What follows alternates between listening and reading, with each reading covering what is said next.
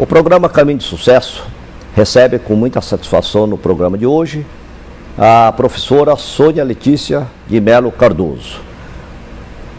Passo a palavra para os seus cumprimentos iniciais. Olha, Yamazaki, é um prazer estar aqui no seu programa, Caminhos de Sucesso.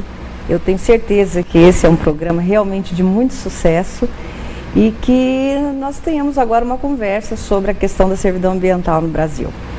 Perfeitamente. Vamos falar um pouquinho da formação da professora, né? Apresentar para o público.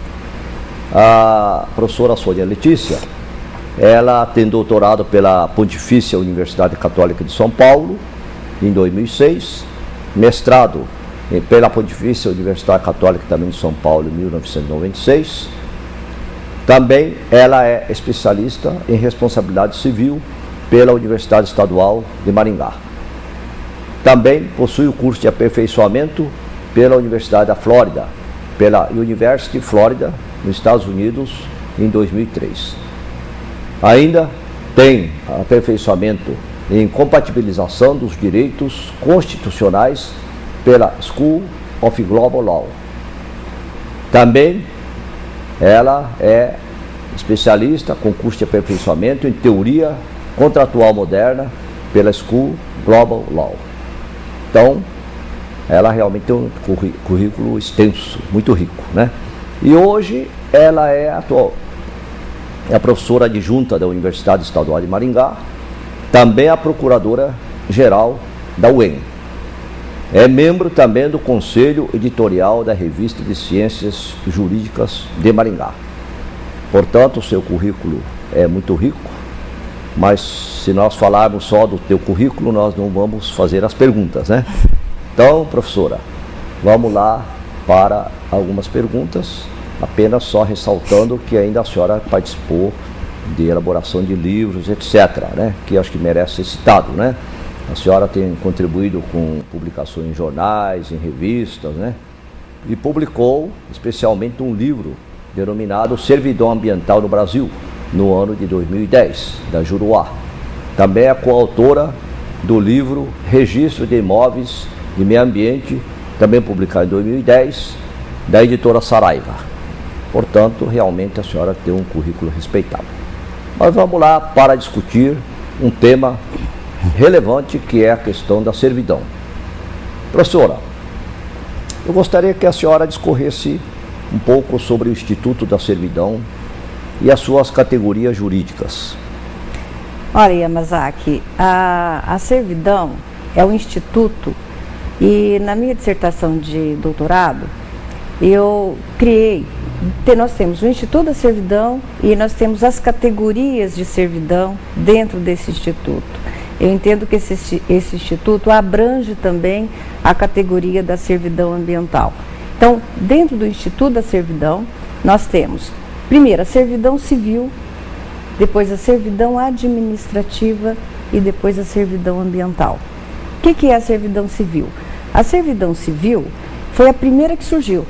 A palavra servidão vem de escravidão, quem é superserviente a alguma coisa. E normalmente quem serve alguém é que tem maiores vantagens, traz os benefícios a outra pessoa e no caso de imóveis, o imóvel serviente traz vantagens ao imóvel dominante, né? Então, na servidão civil, foi a primeira que surgiu na teoria do direito, nós temos então a questão, por exemplo, da servidão de passagem. O imóvel encravado, ele então tem o direito, o imóvel encravado, ele precisa de um outro imóvel para ele sair uma estrada. Então, nesse caso, o imóvel que fornece o caminho, a passagem, é o imóvel serviente e o imóvel dominante é o que precisa da passagem, né? Então, nós temos já muito consolidado isso no direito civil. Depois, o Estado usou esse instituto adaptando à coletividade.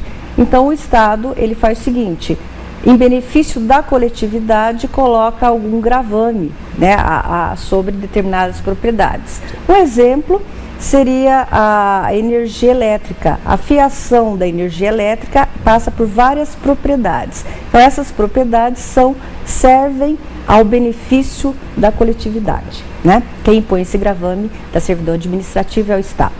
Eu gostaria também que a senhora falasse um pouco, porque eu vi que nesse livro a senhora comenta alguma coisa, né, sobre a questão da servidão norte-americana, né, e também da Costa Rica, né, e entendo que ela é muito importante para fazer um breve paralelo, né, das formas de servidão em outro país, né. Eu utilizei no trabalho da dissertação de doutorado justamente 2 paradigmas. Esses paradigmas são o conservationismo americano, a figura norte-americana, e as servidumbres ecológicas da Costa Rica. No direito norte-americano, o direito de propriedade é visto como feixes.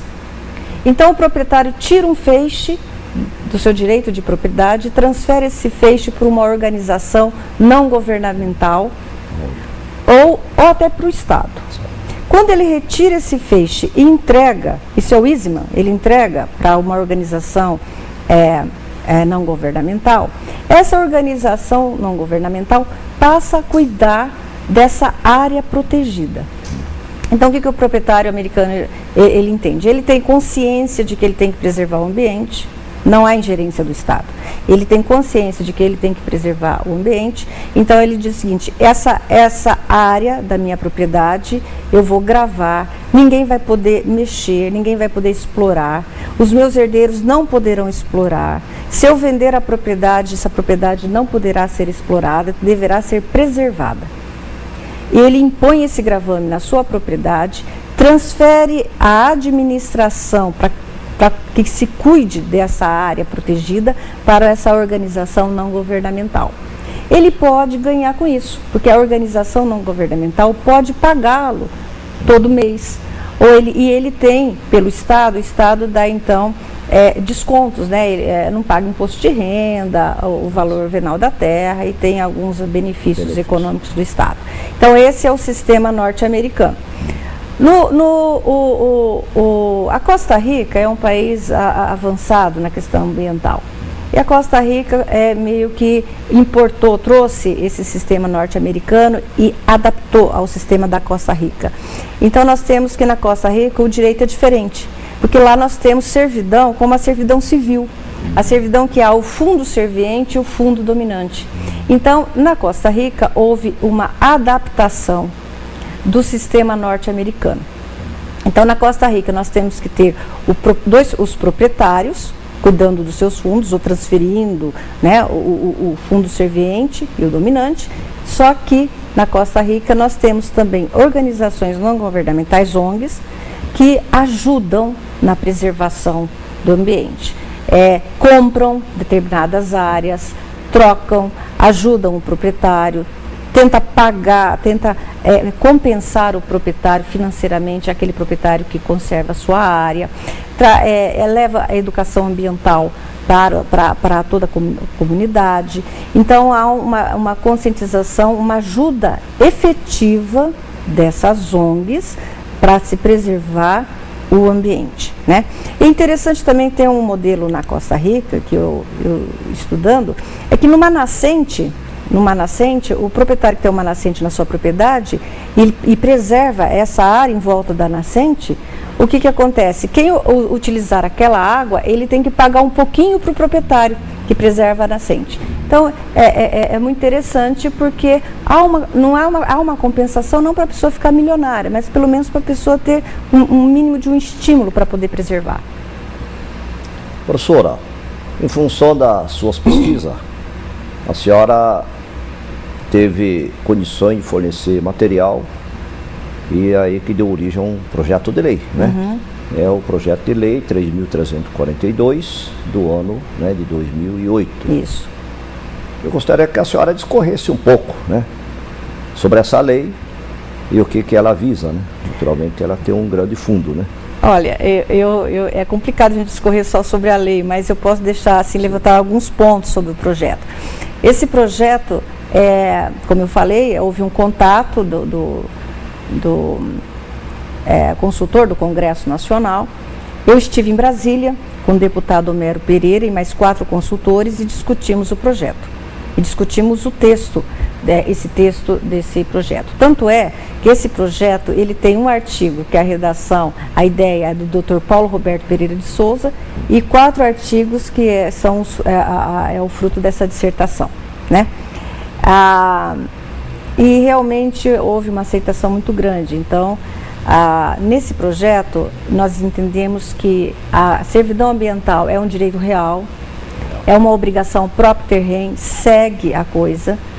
O proprietário, ele que tem interesse, ele tem consciência de que ele deseja preservar uma área, ele preserva, ele impõe um gravame nessa propriedade, isso é registrado, fica na matrícula do imóvel, no registro de imóveis competente, né? Foi criada a figura do detentor da servidão e do proprietário. Então nós temos os direitos e deveres do proprietário e os direitos e deveres do detentor da servidão, que poderia ser uma OCT, uma Organização de Conservação de Terras, que poderia ser criada no Brasil. Essa Organização de Conservação de Terras vai o quê? Fiscalizar se realmente aquela área está sendo preservada. Porque você sabe, né, Yamazaki, que no Brasil nós temos poucos fiscais do próprio Estado para poder fazer uma fiscalização melhor do que ocorre nas propriedades. E aí nós temos aí que as pessoas não cumprem a legislação. Então nós temos muita legislação que às vezes não são cumpridas e que isso então se torna uma letra morta. Por outro lado, eu entendo, quando eu fiz em razão da pesquisa, entendo o seguinte, que o proprietário, ele tem que ter um estímulo econômico para poder preservar. Correto. Não é verdade? Então, o pequeno proprietário, ele pode ter uma área, ele fala, eu vou preservar, eu quero preservar, eu sou responsável pelo meio ambiente, e ele então preserva, ele passa para uma OCT, e aí o que acontece? Ele pode receber alguns benefícios da OCT, e o Estado também tem um artigo nesse projeto em que o Estado vai facilitar os créditos bancários, vai diminuir o imposto de renda. Então tem alguns benefícios que o Estado poderá dar para esse proprietário que tenha realmente interesse em preservar uma área ambiental. A senhora realmente está aí, parabéns com a sua contribuição para a sociedade e para o meio ambiente, né? Agora, como a senhora vem contribuindo e enriquecendo a questão ambiental, eu gostaria que se a senhora pudesse sucintamente dar uma opinião, como nós podemos desenvolver a sustentabilidade ambiental de uma maneira que pudesse equilibrar os agentes econômicos, dar uma inserção social também e efetivamente poder utilizar os recursos naturais de forma parcimoniosa, né? De maneira que as futuras gerações também possam realmente receber as riquezas naturais que nós temos no globo terrestre. Olha, Yamazaki, pelo estudo, pela pesquisa e pelo olhar que eu tenho da sociedade, eu entendo que só uma coisa, a conscientização. Se não existir a conscientização ambiental, não é só a informação, porque a informação, às vezes, se a pessoa não introjeta essa informação e não muda os seus hábitos, na verdade, a informação então não tem sentido. Mas é a conscientização de cada um, né, das crianças, da mais criança ao idoso, que realmente nós precisamos preservar o planeta. Por quê? Porque as nossas necessidades são infinitas. E os bens ambientais são finitos, eles acabam, não tem como, né? Então nós temos que ter cuidado com a planta, cuidado com o planeta. Eu acho que é isso, essa é o único olhar que se tem, né? Uma mudança de atitude, Uma né? mudança de atitude, é óbvio, uma mudança de atitude. Ótimo. Professora Sônia Letícia, realmente a senhora enriqueceu o nosso programa.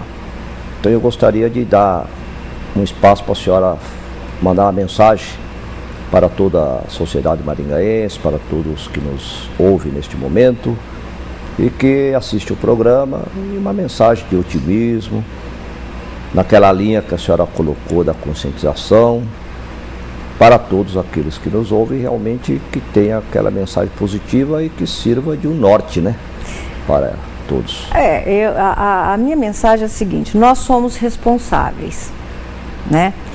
A mensagem é essa. Eu acho que cada um deve fazer a seguinte pergunta: qual é o meu dever para com o meio ambiente? Qual é o meu dever para com a sociedade? Não mais a pergunta quais são os meus direitos, mas sim quais são os meus deveres. O que eu posso fazer, cada um, o que eu posso fazer para melhorar as condições de vida do planeta e das pessoas, né? Dos animais, das plantas. Então, a mensagem é a seguinte, a pergunta para cada um: qual é o meu dever? Não mais a pergunta, quais são os meus direitos? Essa é a mensagem que eu passo. O programa Caminho de Sucesso encerra essa entrevista realmente gratificado com o brilhantismo que a senhora nos deu. Muito obrigado e passo a palavra para a sua despedida final.